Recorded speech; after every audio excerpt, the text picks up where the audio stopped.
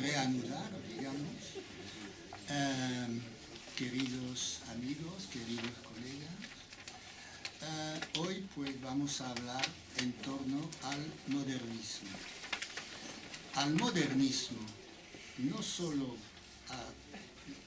al modernismo, no solo a Rubén Darío, la figura señera del modernismo, sino de un fenómeno que se llama el modernismo. Es un fenómeno, es un proceso literario, no solo poético, sino literario, que abarca todo el continente latinoamericano, hispanoamericano, y por eso he escogido ese título de Dimensiones del modernismo, porque para mí sería un error, sería incurrir en un error, reducir el modernismo, por espléndido que se presente con la figura de Rubén Darío, a este poeta. El modernismo es, digamos de manera tajante, la cantidad deslumbrante de creadores, de poetas. Cada república de Hispanoamérica tiene sus poetas modernistas. Cada. Bueno, Paraguay, digamos, bueno, pero con desfases cronológicos, y eso plantea un problema, porque si nos atendemos a la fecha, como diría yo, pues mágica, la fecha del comienzo de 1888, azul, de la que hablé la vez pasada, pues es un proceso que, digamos, se termina por los años 20, con la irrupción de las diferentes vanguardias. Las vanguardias que se caracterizan precisamente por los ismos, de esos ismos de que se burló de manera muy inteligente, muy sutil, Gómez de la Serna, el libro Los ismos. El modernismo no es otro ismo, es la modernidad que irrumpe en el continente hispanoamericano, es la primera manifestación de la modernidad en el continente. Y por eso es una mezcla, no en el sentido peyorativo, en el sentido de la riqueza, de la dificultad de desentrañar las tendencias, una mezcla de todas las tendencias que se van agolpando a fines del siglo XIX. No solo el romanticismo, sino también el Parnaso, sino también el simbolismo, oriundos de Francia, obviamente oriundos de Francia, lo veremos, hasta las tendencias pues casi de unas vanguardias, porque en realidad no hay que trazar un deslinde, una frontera hermética y bien trazada entre el final del modernismo y las vanguardias, como veremos. Dimensiones del modernismo. Ustedes ven que hay una página donde se multiplican los nombres de poeta. No es para abrumarles, no es para hacer alarde de erudición, cosa que en realidad es de segunda o de tercera mano. Yo no soy especialista del modernismo, ni mucho menos, solo lector. Es para darles conciencia de esta variedad y de esta riqueza que va desde México hasta la Tierra de Fuego. Vamos a leer, como la vez pasada, esos dos trozos de dos críticos, de los mejores que hubo. Primero, Federico de Onís, un español radicado en Estados Unidos a partir de los años 20, y es autor de una antología de la poesía española e hispanoamericana, que es una herramienta insustituible para la comprensión de este periodo. El subjetivismo extremo, el ansia de libertad ilimitada y el propósito de innovación y singularidad, que son las consecuencias del individualismo, palabra clave, propio de este momento, no podían llevar a resultados uniformes y duraderos. Por eso es equivocada y parcial toda interpretación de la literatura de esta época que trate de identificarla con cualquiera de los modos literarios que en ella prevalecieron.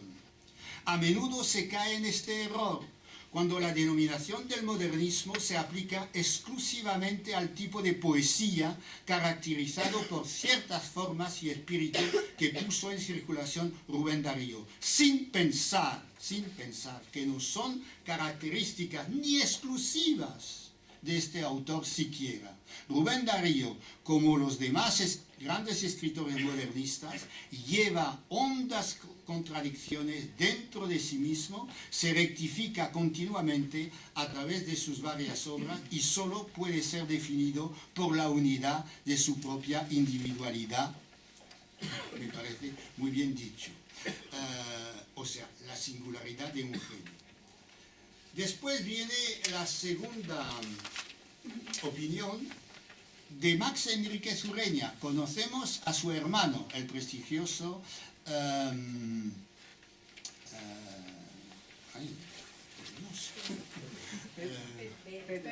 Pedro. Increíble. Pedro Enríquez Ureña, Las corrientes literarias de Hispanoamérica, primera edición en inglés, porque impartió esto en inglés, y su hermano, pues, Max Enríquez Ureña. Breve historia del modernismo. Bueno, coletilla, 560 páginas. Si no hubiera sido breve, no sé lo que hubiera pasado. El modernismo no era propiamente una escuela y, por lo tanto, no cabían en él exagerados pruritos de escuela. Por lo general, aunque con dejos ocasionales de gongorismo, el modernismo no fue a beber en fuentes españolas. Habrá que matizar. En cambio, en el modernismo encontramos el eco de todas las tendencias literarias que predominaron en Francia a lo largo del siglo XIX. El parnasismo, el simbolismo, el realismo, el naturalismo, el impresionismo y, para completar el cuadro, también el romanticismo, cuyos excesos combatía, pues los modernistas no repudiaron el influjo de los grandes románticos en cuanto tenían de honda emoción lírica y de sonoridad verbal. Sonoridad verbal, sí, un poco el defecto de algunos poetas. Altisonante. Bien, pues empezamos evidentemente con Rubén Darío, pero ojeadas sobre una trayectoria. Primero, este personaje totalmente olvidado de Francisco Gaviria, un salvadoreño, que tradujo a Víctor Hugo, que inició a Rubén Darío en cuanto a la literatura francesa, y también al manejo de este verso francés, el alexandrin, el alejandrino. De manera que son años de aprendizaje insustituibles. Después vienen los años chilenos y el punto de partida azul, con dos ediciones, la de 88 y la aumentada de 90, con carta prólogo de Juan Valera. Eso es no es un detalle, sino uno de los elementos más importantes para este libro. Pues, por supuesto, no sé, Juan Valera pues tacha de galicismo mental a Rubén Darío, galicismo mental. Le dice sencillamente, pues sí, usted es una carta de estilo muy coloquial, con admiración, pero matizada. Usted conoce muy bien la literatura francesa. A ver si usted puede entornar la mirada hacia la literatura española. Casi las palabras de Juan Valera. Y entonces, pues, modificar un poco su inspiración. Pero, bueno, es una carta llena de simpatía, pero claro que esta fórmula del galicismo mental es lo esencial de esa carta de Juan Valera, y a veces Rubén Darío, galicismo mental. El primer Rubén Darío. El Rubén Darío, lector de Victor Hugo, lector de Verlaine, sobre todo, Verlaine.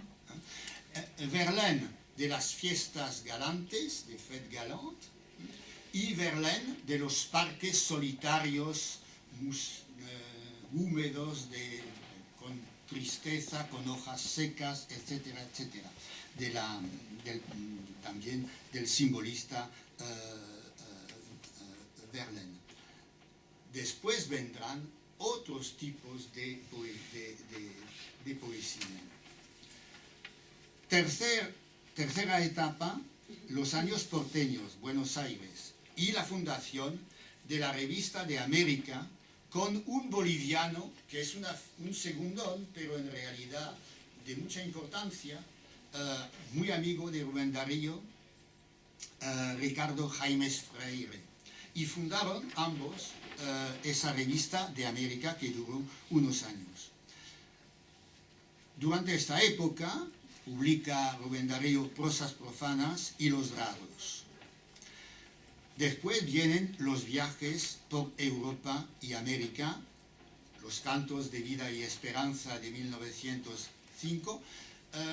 Vino a Europa Rubén Darío con motivo del centenario del descubrimiento de América en el 92, y después en el año 1900 estuvo en París con motivo de la exposición internacional. No le gustó mucho París. A él le gustaba la cultura francesa, pero el París, digamos, de los años 1900, decimonónico, no le gustaba, y con razón. El canto errante, Madrid, vienen los años madrileños, entrecortados por viajes, porque ha viajado mucho, los poemas del otoño y otros poemas, y por fin, Canto a la Argentina, que en realidad había escrito Rubén Darío en 1910 con motivo del primer centenario de la independencia de la Argentina, y publicado en 1914. Bueno, por sus viajes, por sus estancias en varias capitales de Europa, Rubén Darío es un hombre cosmopolita, pero también, digamos, continental, y hasta me atrevo a emplear esa palabra, que no es muy estrambótica, de intercontinental. O sea, entabla el diálogo, como decía hace poco a Fernando, de mar a mar, de ambas orillas del Atlántico, el diálogo entre Hispanoamérica y Europa. Y precisamente Max Enríquez Ureña, prestigioso crítico, publicó, esto hay que ver la segunda página al final, un libro muy importante, El retorno de los galeones, es casi la penúltima línea, Madrid, o sea, un libro sobre el balance del modernismo, cuyo título, El retorno de los galeones, significa que en realidad es la respuesta del continente de cara a la madre, con muchas comillas, España, o la madrastra, para algunos, pero no para Rubén Darío. Y es el segundo, tal vez haya un tercero o un cuarto, pero por lo menos un segundo Rubén Darío, que es el Rubén Darío unos críticos dicen el hispanismo de Rubén Darío. Yo prefiero hablar, digamos, del diálogo entre Hispanoamérica y España. Pero no cabe la menor duda de que Rubén Darío tuvo una actitud muy matizada y muy en pro de, digamos, de las letras hispánicas. No busquemos la influencia de los consejos de Juan Valera, no. Más bien, el influjo, eso sí, del famoso 98. Y la toma de conciencia de una unidad que supera el Atlántico y que en realidad representa la herencia hispánica, ibérica, frente al norte, y volveremos sobre esta dicotomía entre América del Norte y América del Sur. Claro que estoy hablándoles de Rubén Darío y ustedes conocen a Rubén Darío mejor que yo. Como en los conciertos modernos, palabra que intervenga el público y a ver algunas citas de poemas de Rubén Darío que, por supuesto, ustedes han aprendido en varias ocasiones. A ver si pierdo la apuesta o no. Ahí viene el cortejo o algo así, ¿no? No era un poema de...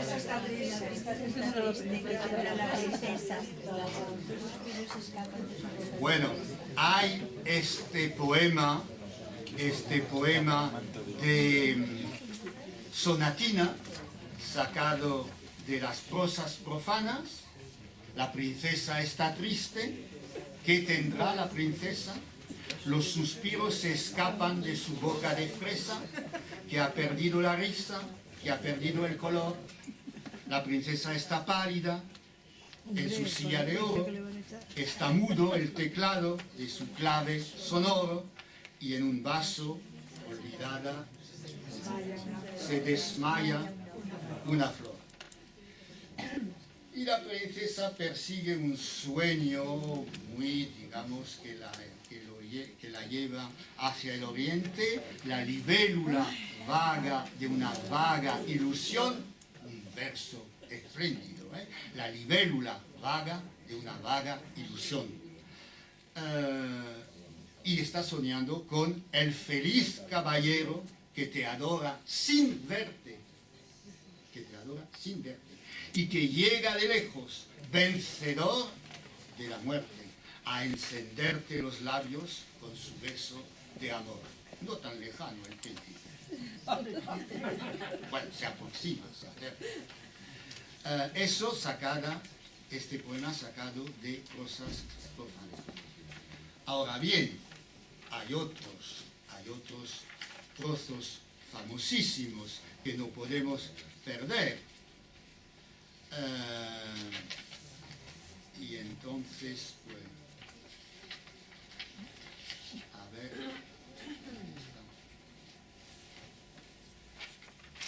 ahí está. Vamos a empezar con un poema, la Oda a Roosevelt, el presidente de Estados Unidos. Oda a Roosevelt. Porque en esa oda, en ese poema, se expresa la dualidad del pensamiento de Rubén Darío, una dualidad fecunda, no ambigüedad, no hay ambigüedad. Primero, una admiración por América del Norte, eso no cabe la menor duda, por la fuerza. Los Estados Unidos son potentes y grandes. Cuando ellos se estremecen, hay un hondo temblor que pasa por las vértebras enormes de los Andes. Bueno, viene después más sin acento, pero más la América nuestra, o sea, hispánica, que tenía poetas desde los viejos tiempos de Netzahualcoyotl, que ha guardado las huellas de los pies del gran Baco, que el alfabeto pánico en un tiempo aprendió, el alfabeto del dios Pan, cuyo nombre nos llega resonando en Platón, que desde los remotos momentos de su vida vive de luz, de fuego, de perfume, de amor. La América del grande Moctezuma, del Inca, la América fragante de Cristóbal Colón, o sea, lo prehispánico y Colón. Todo mezclado, no hay que matizar, hay que cogerlo todo, ¿eh? Como decía el buen, perdón, es un francés que habla, cuando se le preguntaba a Clemenceau, el famoso ministro, en torno a la Revolución Francesa. Hay que admitir la Revolución Francesa en bloc, en un conjunto, no en bloc. Esto me parece una actitud muy interesante y aplicable a otros contextos nacionales. Se ha dicho de paso. La América católica, la América española, la América en que dijo el noble Cuauhtémoc, que dijo yo no estoy en un lecho de rosas, cuando Cortés le estaba un poco tormentando. Esa América que tiembla de huracanes y que vive de amor, hombres de ojos sajones y alma bárbara vive y sueña y ama y vibra y es la hija del sol. Tened cuidado, vive la América española, vive.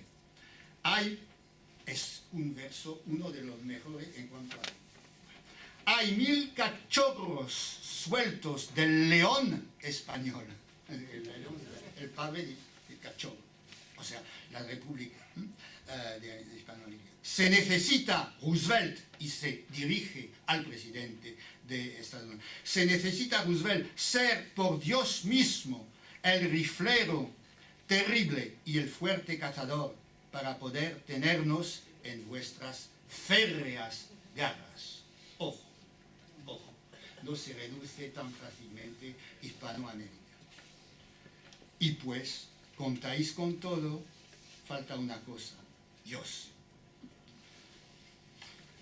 Esto es uno de los poemas que más que expresa más hondamente la ideología de Rubén Darío en cuanto al hispanismo con muchas comillas.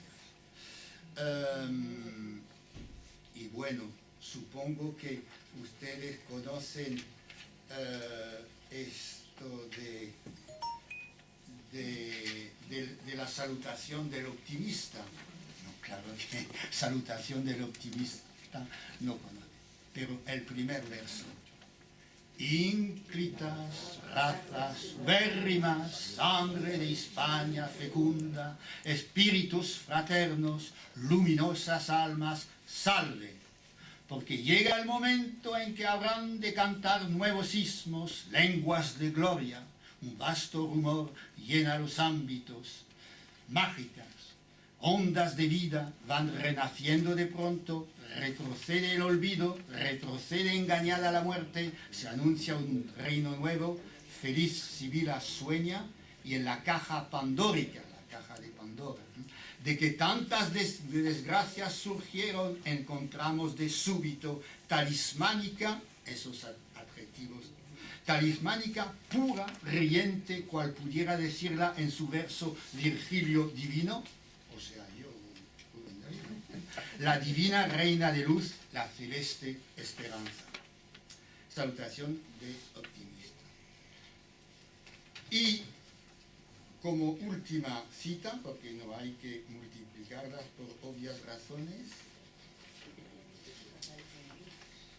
letanía de nuestro Señor,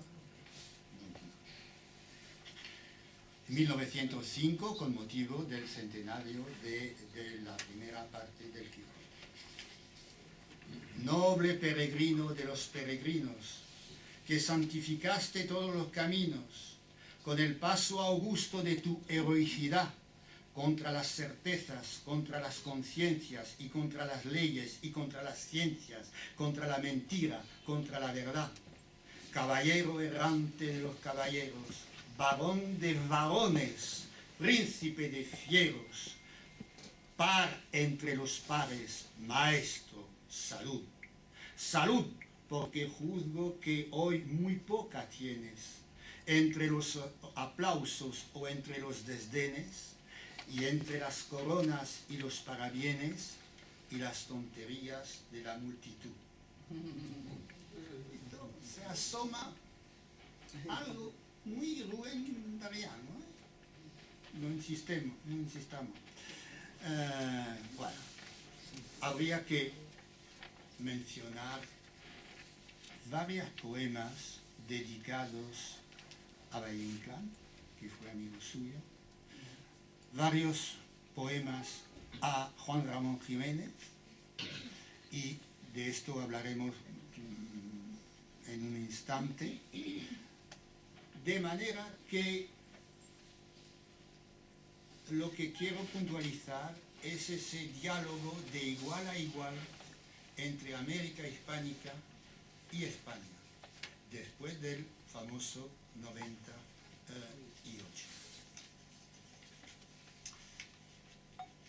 Segundo apartado, el modernismo, primera etapa. Yo utilizo esa palabra etapa porque quiero descartar, pero rotundamente, digamos, la palabra generación, que en ese caso no tiene sentido, e insistir con la palabra etapa en esa idea de momentos. Hubo momentos modernistas. El primer momento consta de algunos nombres de algunos poetas, como ven ustedes, mexicanos, Cuba, Colombia, Chile, bueno, lo dejamos porque realmente no compite con los demás, pero Salvador Díaz Mirón, uno de los más románticos en la poesía y románticos en la vida, una vida un poco movida, un poco dramática, porque, bueno, mató a un hombre, fue encarcelado, todo esto. Una vida de un hombre muy impulsivo, yo diría tajantemente poco simpático, pero fascinó a Rubén Darío. Nada más que una cita de un poema bastante conocido, A Gloria. Confórmate, mujer, hemos venido a este valle de lágrimas que abate, tú como la paloma para el nido y yo como el león para el combate. No digo más.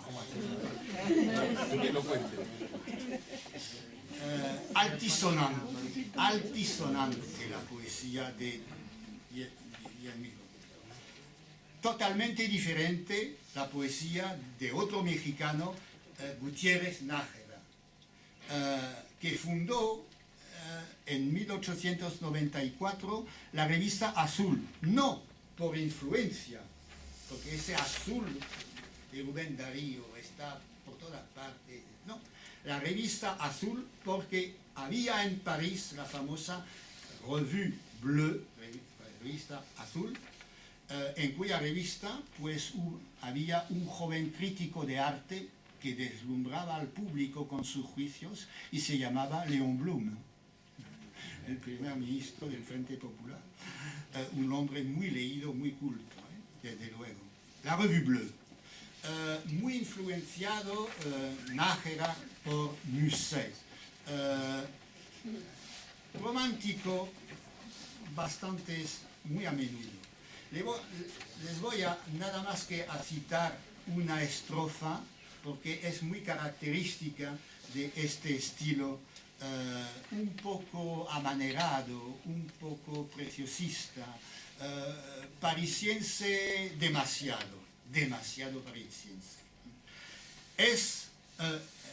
dedicada a la poesía a la duquesa, a su amante, a la duquesa Job, el Job, el personaje se llamaba la duquesa Job, el apodo. Es la griseta, la grisette, o sea, una mujer un poco de costumbres un poco equívocas. Es la grisette de Paul de Kock. Paul de Kock traducido en España de una manera portentosa. ¿Quién conoce a Paul de Kock? Es la griseta de Paul de Kock. No baila Boston, el baile americano. No baila Boston y desconoce de las carreras el alto goce, las carreras de caballos, y los placeres del 5 o'clock. O sea, ¿cómo la rima con Paul de Kock? Pues la rima con 5 o'clock. Pie de andaluza, lo de menos. Boca de guinda, esprit, palabra francesa, esprit, no espíritu, esprit, rociado de qué? De Veuve Clicquot. Talle de avispa, cutis de ala, etcétera, etcétera. Bueno, claro que da gusto conocer Julián del Casal ha conocido a Rubén Darío cuando él hizo escala a La Habana, pero miren ustedes esos primeros poetas, mueren muy jóvenes, unos 30, 35 años, salvo el Díaz Mirón, desgraciadamente. Pero es increíble, ¿eh? Me atrevería a decir, en el fondo de mi idea, que es una generación, y yo empleo esta palabra con mucha cautela, una generación postromántica. La bohemia, una vida tumultuosa, y un derroche de fantasía, de libertad, en todos los sentidos de la palabra. Julián del Casal, que murió de tuberculosis, pues muy famoso porque se atrevió a publicar una serie de poemas dedicados a este pintor que era una de las glorias de Francia, Gustave Moreau, pintor de la Salomé, pintor, es nuestro pre-rafaelita, Gustave Moreau, muy simbolista. Y parece que Gustave Moreau pues, se enteró de estos poemas.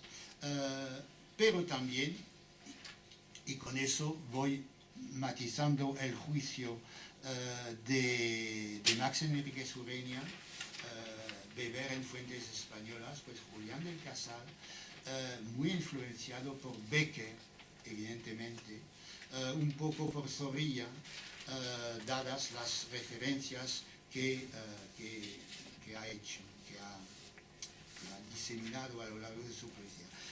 Un gusto por los sonetos o por las poesías monorrimas, o sea, nada más que una rima. Tengo el impuro amor de las ciudades, y a este sol que ilumina las edades, prefiero yo del gas las claridades, el alumbrado público, el gas. Es un juego, es un reto hacia les bourgeois, los filisteos, como decía Flaubert, el odio a los burgueses. Eso también es una tendencia, o sea, la sontería de la multitud de Rubén Darío. Y José Asunción Silva, colombiano, pues también, miren ustedes, o sea, 31 años. Nocturno, una de sus poesías más famosas, y descubrimos otra tendencia del modernismo, la variedad de los ritmos. Una noche, primer verso. Una noche toda llena de murmullos, de perfumes y de músicas de alas. Segundo verso. Una noche, tercer verso. en que ardían en la sombra nupcial y húmeda las luciérnagas fantásticas, esos esdrújulos. A mi lado lentamente contra mí ceñida toda, muda y pálida, como si un pensamiento de amarguras infinitas hasta el más secreto de las fibras te agitara, por la senda florecida que atraviesa la llanura, caminabas, un verso, y la luna llena por los cielos azulosos, infinitos y profundos, esparcía su luz blanca. Imagen romántica del libro.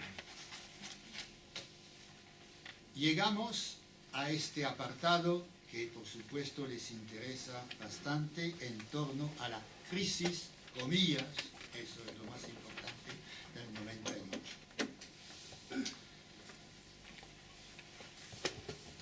Habría que explicar cómo surgió, muy después de este fin de século, de siglo. Século es portugués. No es portugués, século. A veces se me escapa. Finisecular, eso, finisecular. Nacida esta fórmula del 98, pero sería andar por campos bastante complejos. De manera que he querido agrupar nombres diferentes, pero que en realidad forman parte de este momento, otra vez la palabra momento, de este momento problemático de la pérdida de las colonias, de la lucha contra la independencia, de la lucha por la independencia de Cuba, José Martí, que es inclasificable, por emplear una palabra que existe en español, pero que huele a galicismo, no sé si mental. Martí, muy admirado por Rubén Darío. ¿Qué decía José Martí? Que fue poeta, pero sobre todo luchador, combatiente, prosista, periodista y evidentemente muy comprometido. Amo la sencillez. Entonces, amo la sencillez. ¿Cómo puede amar los versos de Díaz Mirón? ¿Cómo puede amar esos juegos, digamos, de imágenes y de palabras rebuscadas? Está contra el verso retórico y ornado y añade: creo en la necesidad de poner el sentimiento en formas llanas y sinceras, de manera que no es romántico, eso no cabe la menor duda, pero tampoco es modernista. Forma parte de la época llamada modernismo, pero es un caso aparte. Borges, que tiene algunas veces unas intuiciones portentosas, dice que en sus mejores versos hay algo de copla popular. Y eso me parece bastante bien visto. Una poesía sincera, vigorosa, sobria, un lenguaje, como dice, llano. No hay palabras rebuscadas. El libro de poesía más conocido, publicado cuando todavía está vivo, porque también el pobre no vivió poco. Versos sencillos. Hay también versos blancos y hay versos libres, pero no publicado en una publicación póstuma. Voy a citar nada más para, digamos, hacer juego, contraste, la primera poesía de los versos sencillos. Yo soy un hombre sincero. Yo soy un hombre sincero, de donde crece la palma, y antes de morir me quiero echar mis versos del alma. Cuando Cuando Borges dice que hay copla popular, pues supongo que por lo menos está pensando en esta poesía famosísima. Pero la segunda estrofa, casi mejor como una semblanza, autorretrato. Yo vengo de todas partes y hacia todas partes voy. Arte soy entre las artes, en los montes, monte soy.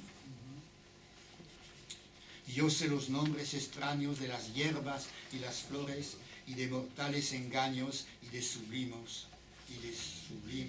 dolores.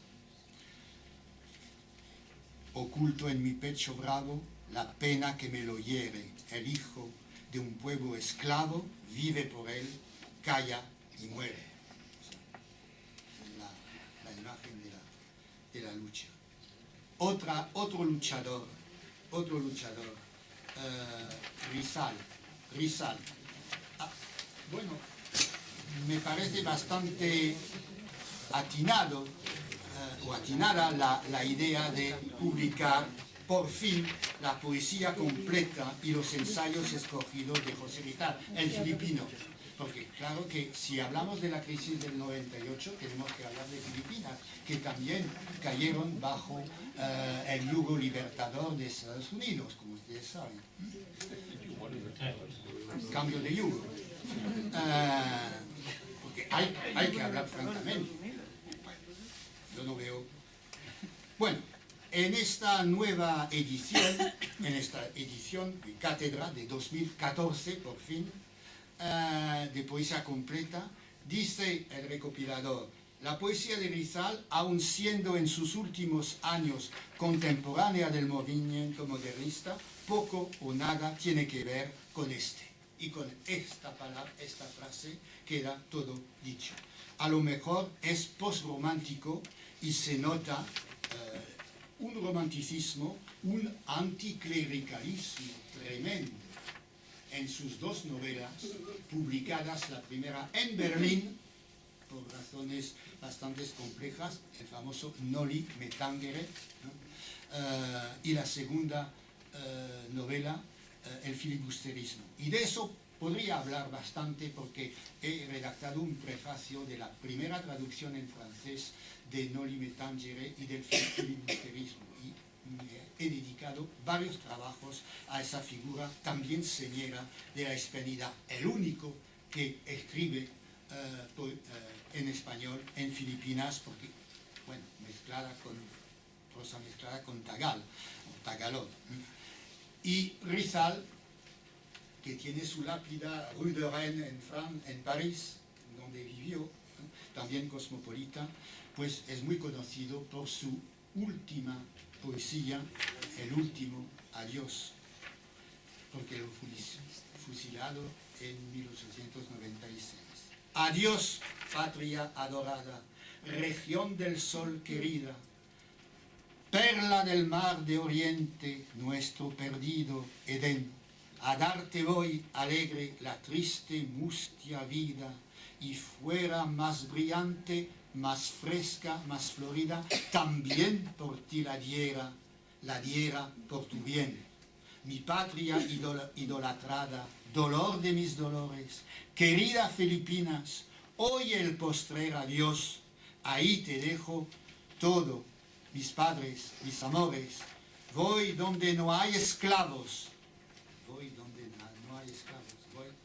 al encuentro de la muerte. Verdugos ni ofensores, donde la fe no mata. ¿Qué quiere decir esto con la lucha? Donde el que reina es Dios.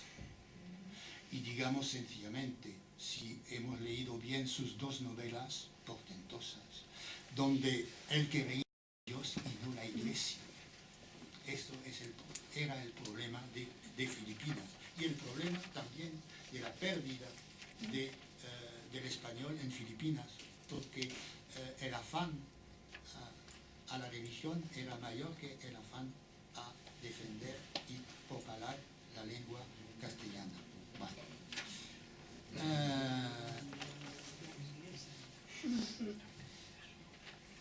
El momento modernista en España. Sí que tenemos que emplear esta palabra de momento modernista.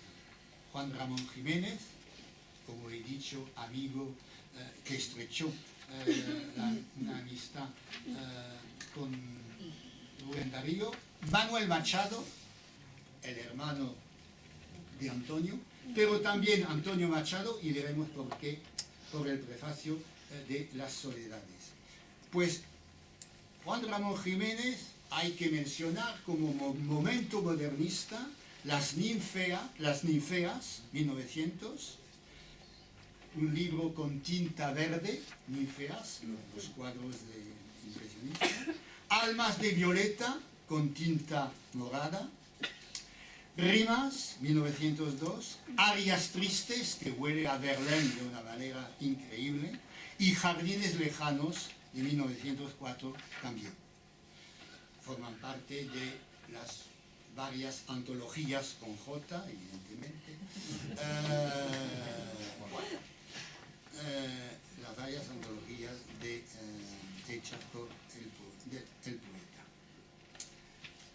Claro que con un libro publicado en 1914 representa el final total de cualquier intento modernista, y este libro se llama Platero Villoro, que supera toda clase de influencia. Pues, entonces, Manuel Machado, por lo menos dos libros, Almas, 1902, y Caprichos, 1903, un poeta bastante olvidado, pero en fin. Y voy al prefacio de Soledades, 1917, pero alude a los poemas escritos entre 1899 y 1902. ¿Y qué dice Antonio Machado? Por aquellos años, claro, 1917, y habla del comienzo del siglo, Rubén Darío, combatido hasta el escarnio, estamos descubriendo otra dimensión del modernismo que echa raíces en España, en cierta España, hasta el escarnio por la crítica al uso,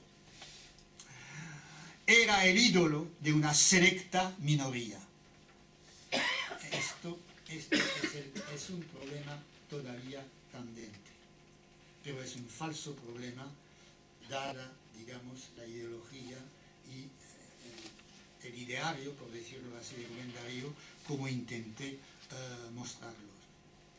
Y también admiraba el autor de Prosas Profanas, el maestro incomparable de la forma y de la sensación, que más tarde nos reveló la hondura de su alma en cantos de vida y esperanza.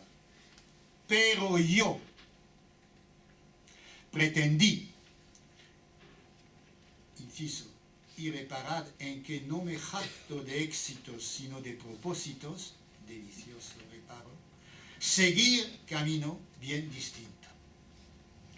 Eso es los límites de la influencia o de la admiración. Hay que intentar encontrar su propio camino. Y me parece bien visto esto.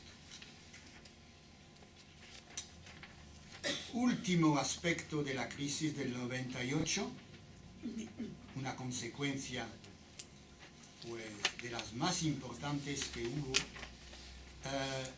la publicación de Ariel en 1900 del uruguayo José Enrique Rodó. Es una de las figuras más importantes, más simpáticas, más ricas, más entrañables del modernismo. No escribió poemas.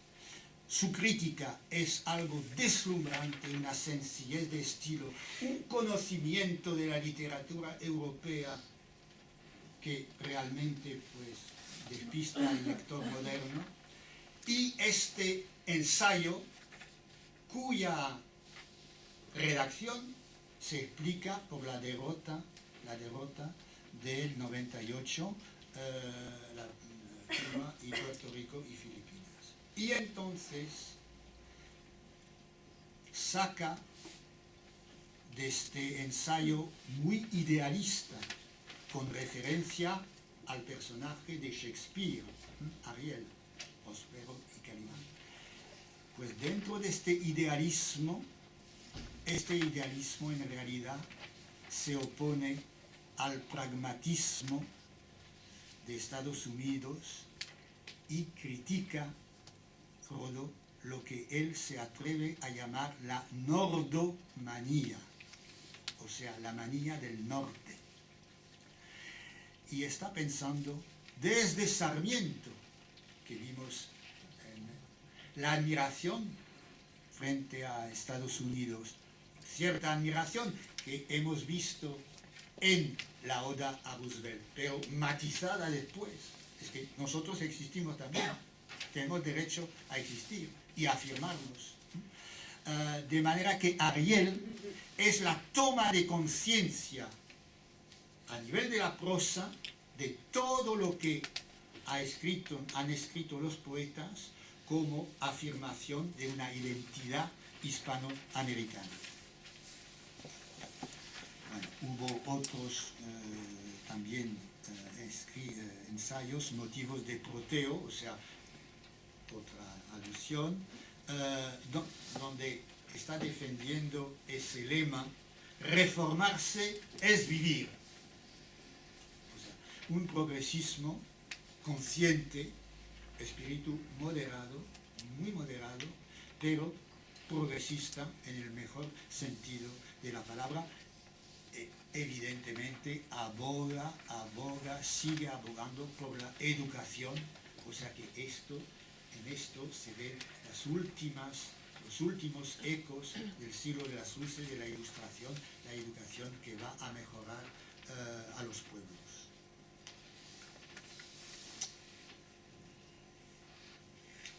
Llegamos a este enorme, demasiado enorme apartado, la segunda etapa del modernismo.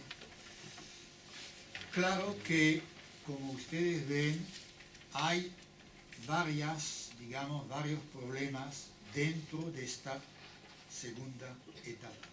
Una segunda generación poética con algunos los nombres esenciales, los más conocidos. La prosa femenina, segundo apartado. La novela entre naturalismo y modernismo. La novela totalmente ignorada por el modernismo, casi totalmente ignorada. Y el ensayo, que como ven ustedes, ya he insistido en ese surgimiento de la prosa ensayística en Hispanoamérica. Pues, francamente, vamos a calzar las botas de 7 leguas para la segunda generación poética.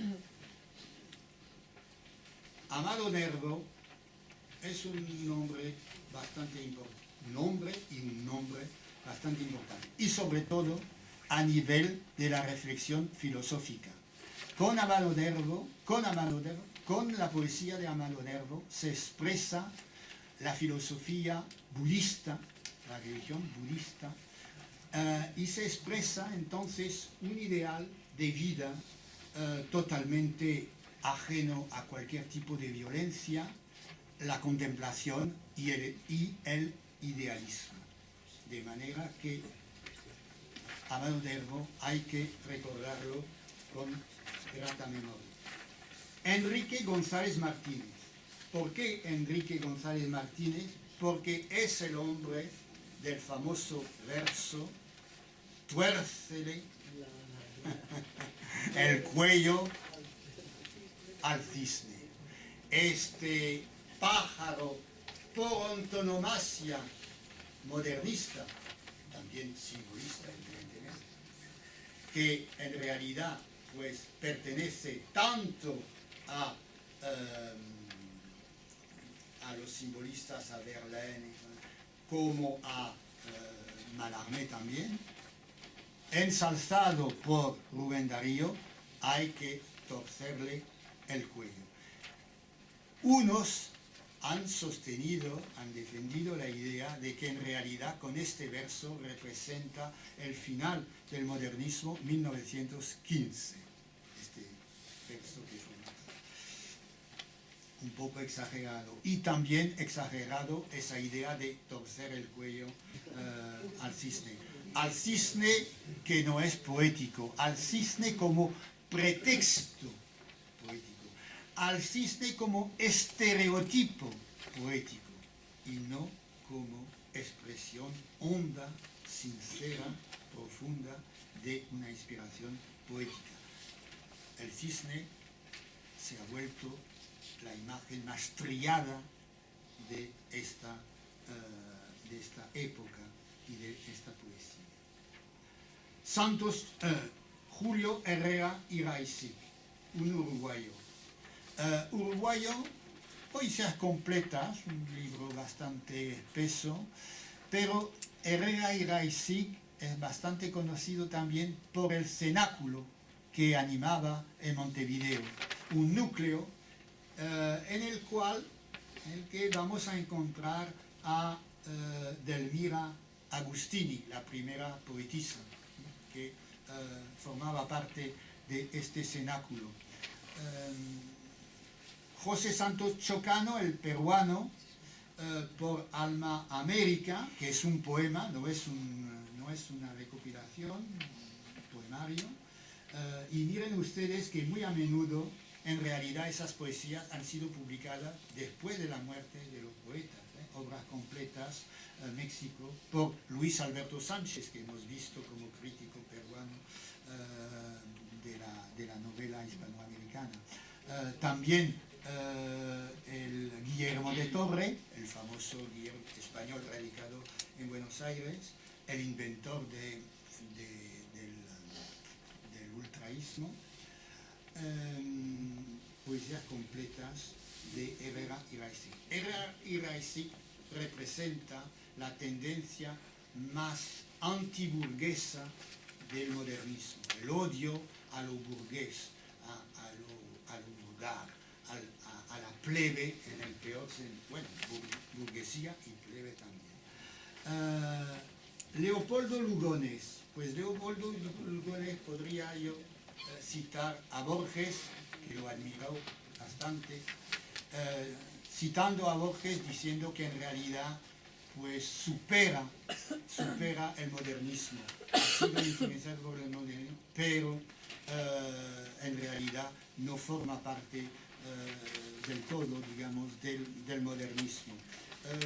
Su libro más famoso en cuanto a poesía, porque escribió cosas interesantes desde el punto de vista crítico y sobre literatura española, sobre el Quijote, etc. Entonces, Lunario Sentimental. Bueno, José Santos Chocano, disculpen que yo no quiero meterme en mis apuntes porque si no estaríamos hasta el día siguiente, cosa que... Pero Santos Chocano, el inventor del verso de 18 sílabas, o sea que hay como una idea de competir con, no sé, la invención, ser original a todo trance. 18 sílabas. ¿Es poesía? Sí, pero no representa todo el numen, por decirlo así, poético. Santos Chocano, que se parece bastante al Díaz Mirón mexicano. Su lema, su divisa, o encuentro mi camino o me lo abro. Hubo una polémica con Lugones con motivo del centenario de la independencia peruana, y Santos Chocano pues no actuó de manera muy inteligente, se ha dicho de paso. Bueno. Himno a la luna de Lugones, sacado de Lunario Sentimental, 1909. Nada más que una cita. En las piscinas, los sauces con poéticos desmayos, porque que hay desmayos que no son poéticos. Echan sus anzuelos de seda negra a tus rayos, anzuelos de seda negra a tus rayos, convertidos en relumbrantes sardinas. Claro que hay un sentido también de la burla en Lugones, cosa que agrada mucho a Borges. Pero la verdad es que ese lunario sentimental, 300 páginas en edición cátedra, pues deslumbra al lector moderno de manera pues casi continua.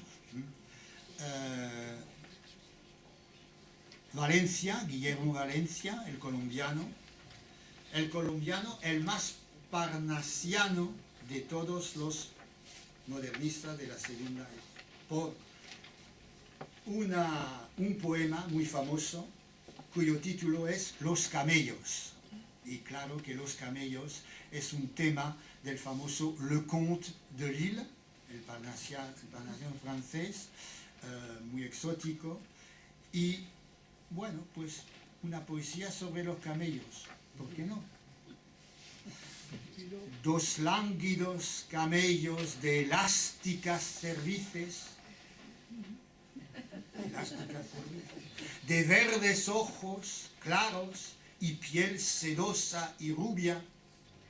Claro que cansa cantar a la piel de la mujer, entonces vamos a cantar a la piel de la mujer. Diversos ojos claros y piel sedosa y rubia, los cuellos recogidos, hinchadas las narices, a grandes pasos miden un arenal de Nubia. Y entonces es cuando tenemos que plantear este problema. ¿Para qué esa poesía para Hispanoamérica? ¿Para qué camellos? En realidad, ¿por qué no camellos? ¿Por qué no camellos? No tienen los hispanoamericanos derechos a conocer los camellos.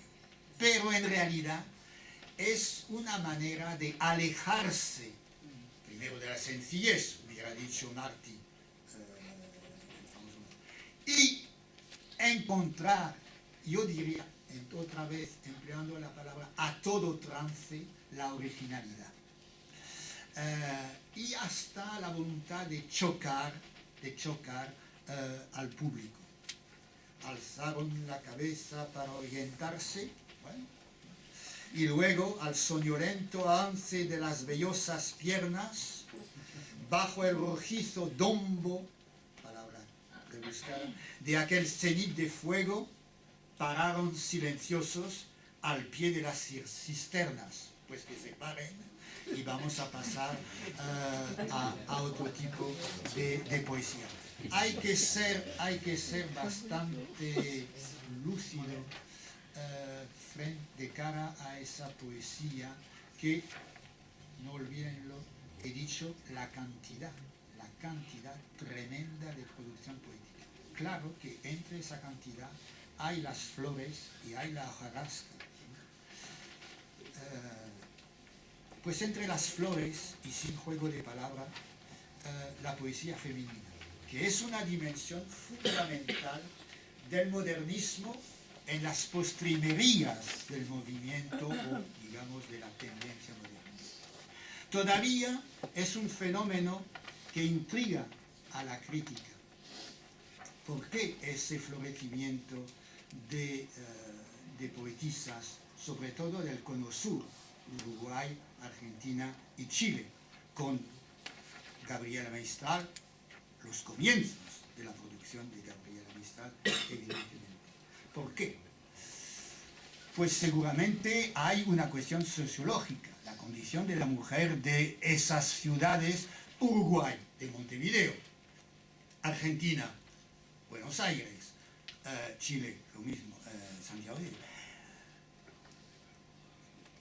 Que sepamos, no hay poetisa boliviana, no hay poetisa peruana, pero hay que ahondar un poco más en esto y es la idea de esta edición preciosa de la poesía, bueno, escogida, de la última, Juana de Ibarburu. Ojo que ha muerto en 1979, no es un gazapo.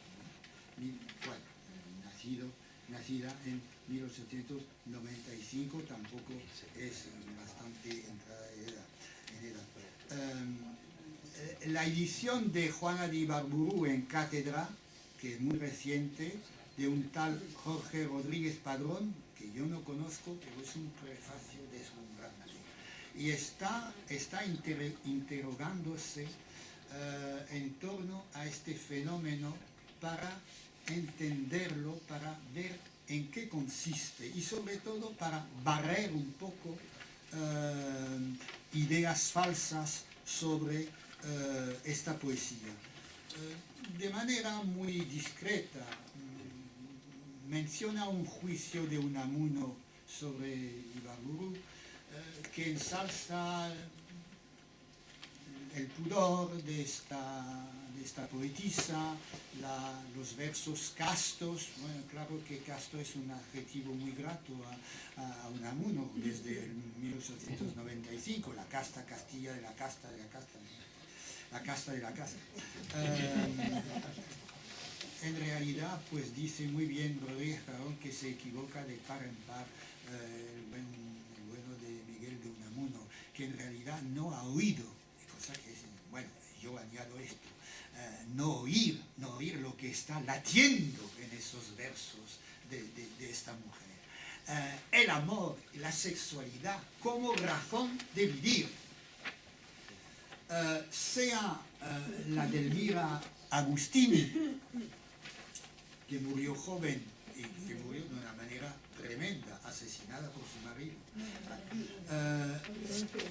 Alfonsina Storni, llamada por los hombres de porteños la maestrita, maestra rural, que empezó con versos que le disgustaba mucho, que agradaba a los hombres y bueno, pues se hizo conocer.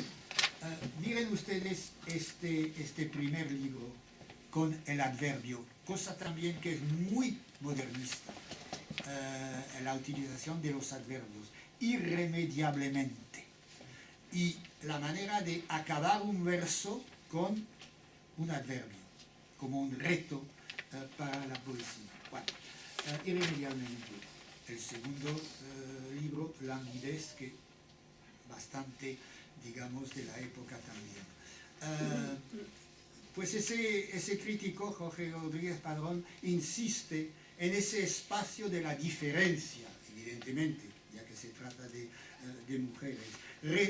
Diferencia, resistencia al modernismo, pero formando parte también de una tendencia muy de la época, y también esas mujeres apartadas, y sobre todo la Ibarburu, dadas las fechas, apartadas de todo tipo de intento vanguardista.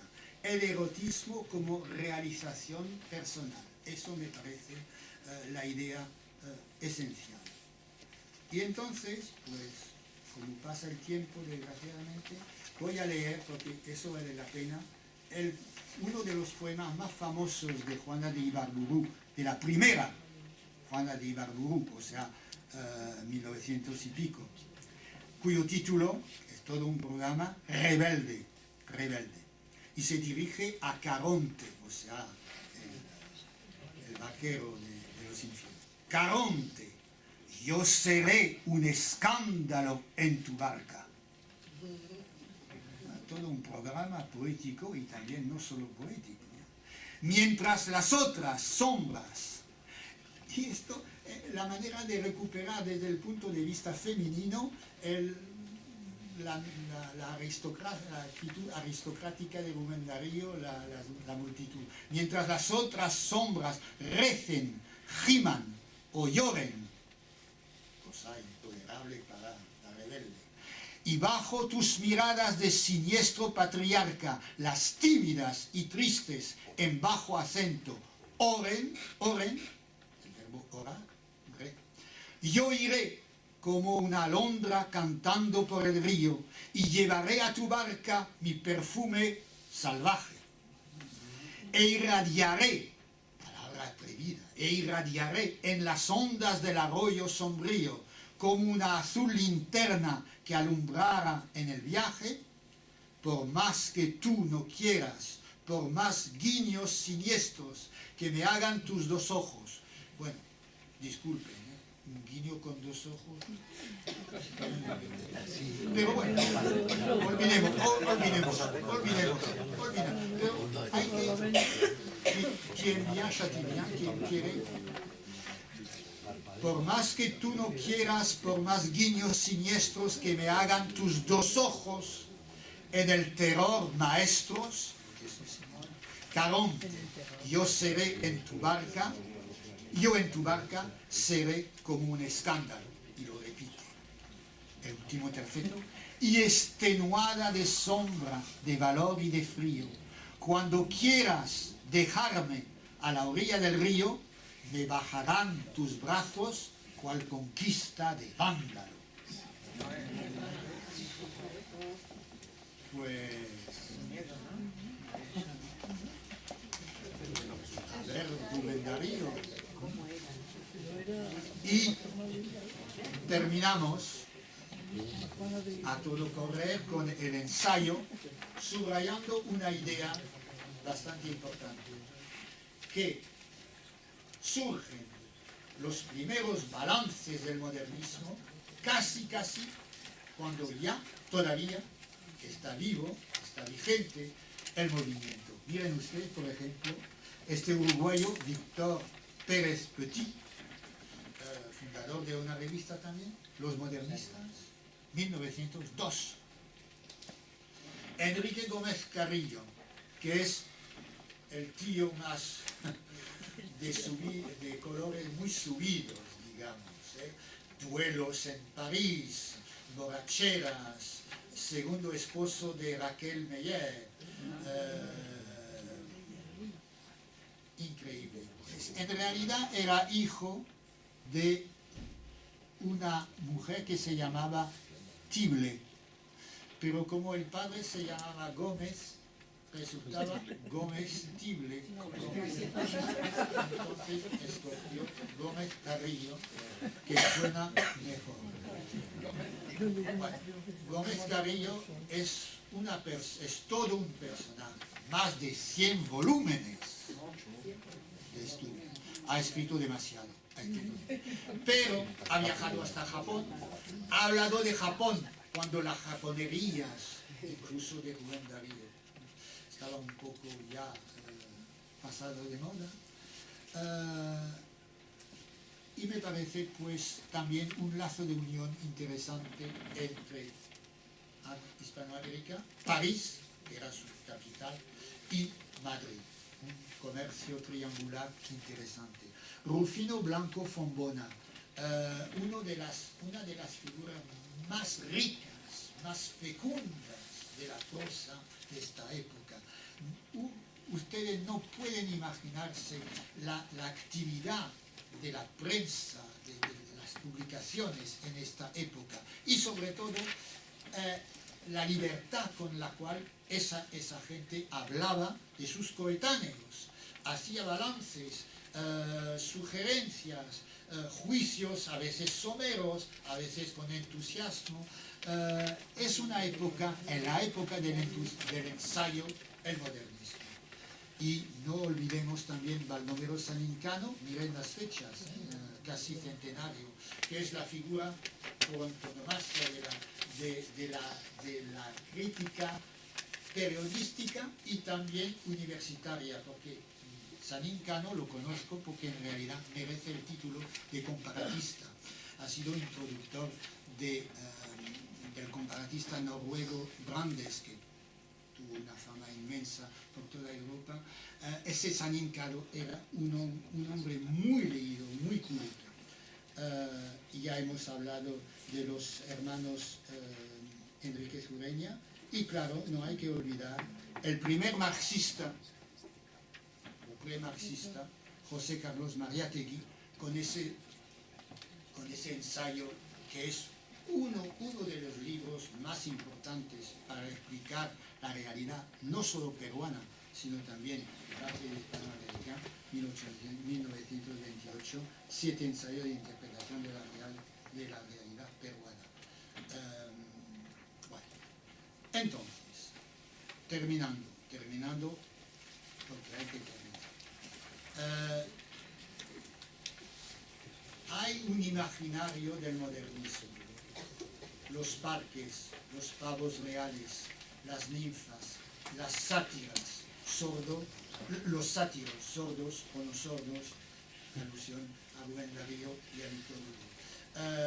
Hay los parques misteriosos, hay la mitología, hay Grecia amada por Rubén Darío. Hay un imaginario que en realidad a veces, digámoslo, por lo menos yo lo digo, que cuesta trabajo entrar en algunos poemas, porque nosotros, sí, me atrevo a decirlo, tenemos otra idea de la poesía. Y precisamente los últimos modernistas, las mujeres, pero también todo escritor formado en esta época del comienzo del siglo XX han sido formados por el modernismo y han reaccionado. Y voy a mencionar nada más, porque esto vale la pena, una reacción de un joven poeta, primer poemario crepusculario, todo el ambiente verleniano, posromántico, crepusculario, 1919. ¿Quién es ese poeta? Neruda. Y 5 años después publica 20 poemas de amor en una canción desesperada. Hubiera querido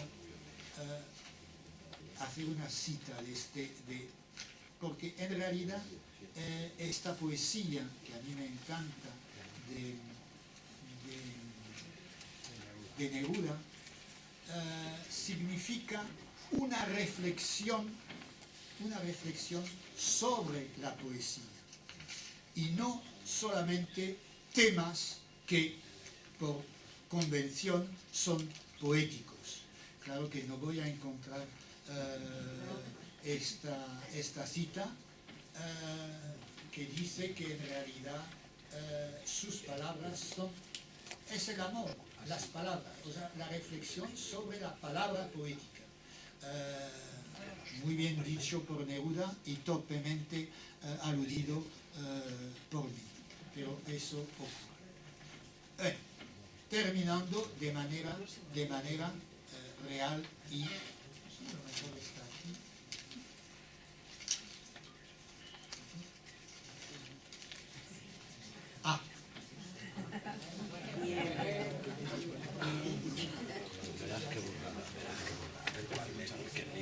Para que tú me oigas, mis palabras se adelgazan a veces como las huellas de las gaviotas en las playas.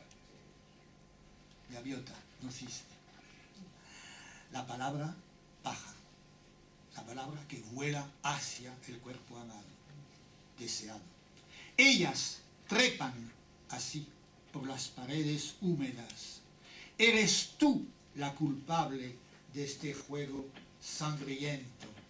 Ellas, mis palabras, están huyendo de mi guarida oscura. Todo lo llenas tú, todo lo llenas. Sí que has sabido sacar la lección de Martí, palabras sencillas. Y después de todo el fárrago pseudo-parnasiano, decadente también, el decadentismo, hay otro, encontrar en 1924, evidentemente ya en la fecha, una poesía que realmente habla de amor con palabras sencillas y no con toda la parafernalia, todo el batiburrillo pseudo-simbólico. Y precisamente para terminar, una opinión de Jorge Luis Borges. sobre precisamente la poesía, sus conferencias sobre arte poética, 6 conferencias en torno al arte poética. Y de repente Borges, un artista, se detiene y dice a su público que es verdad que yo aludo mucho a la poesía inglesa. Yo añadiría poesía nórdica, cuanto mejor, poesía de la Escandinavia, en cierta manera, aunque amo el inglés, cuando recuerdo poemas ingleses me doy cuenta de que mi lengua, el español, me reclama. Me conmueve esto. Me gustaría citar unos cuantos versos. Si no los entienden, pueden ustedes consolarse pensando que yo tampoco las entiendo. Eso es clavado, el juego con el público. Y que no tienen sentido, eso, absolutamente, bellamente, de un modo absolutamente delicioso, carecen de sentido. No pretendían decir nada, pertenecen al muy olvidado poeta, boliviano Ricardo Jaime Freire, pero no olvidado por Borges, porque en realidad su vida transcurrió en Buenos Aires mucho tiempo y fue amigo de Rubén Darío. Amigo de Darío y de Lugones, uno de los dioses de Borges. Los escribió en la última década del siglo XIX, triunfo del modernismo. Quisiera poder recordar todo el soneto, una coquetería. Quisiera poder recordar todo el soneto. Creo que les llegaría algo de su sonoridad, pero no es necesario. Creo que estos versos serán suficientes. Dicen así: peregrina paloma imaginaria, que unas veces, que enardeces los últimos amores, alma de luz, de música, de flores, peregrina paloma imaginaria. Es la repetición de la copla. No significan nada, no han sido escritos para significar nada, y sin embargo se sostienen. Un verbo extraordinario, se sostienen. O sea, hay una justificación casi ontológica. Se sostienen como un objeto bello. Son, al menos para mí, inagotables. Bueno, debo decir que ese juicio es interesante, pero si hojeamos Max Enríquez Ureña, topamos en la página 182, breve historia del modernismo, sobre unas citas de Ricardo Freire. En ocasiones, el verso de Jaime Freire, de suavidad exquisita, parece mero alarde verbal. Se sostiene con mero alarde verbal. Si bien su música arrobadora, impalpable como un aroma, gira en torno a una idea vaga e imprecisa, semejante a la bruma de un ensueño. Y viene la peregrina paloma citada por Borges. Bueno, esas gaviotas de Neruda, esas palomas de Ricardo Freire Jaime, compiten con el cisne, no olvidémoslo, ese cisne, pero nuestra alma pues se inclina hacia otros bichos más modernos. Gracias.